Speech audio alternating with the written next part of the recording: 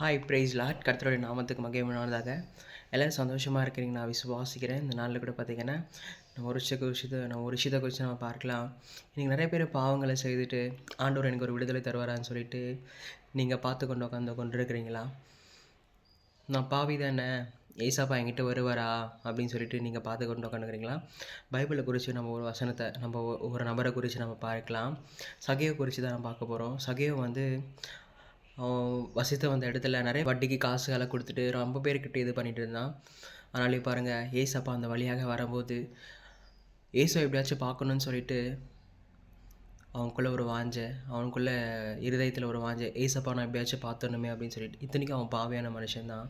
ஆனால் அவன் மனம் திரும்புகிறான். நான் ஏசப்பா எப்படியாச்சும் பார்க்கணுன்னு சொல்லிட்டு அவன் மனம் திரும்பினான்.